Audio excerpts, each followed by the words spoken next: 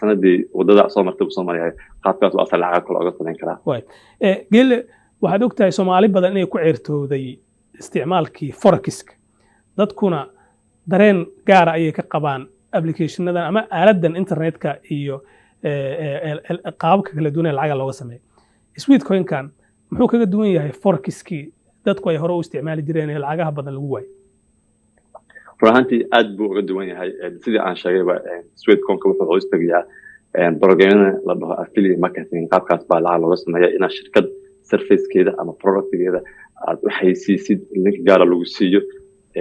kadib service hadii la gato ama dad kale isticmaala ama applicationada ee la degaan lacaga adiga si gaar ah lagu siiyo oo abaal marina forex uu ka duwaya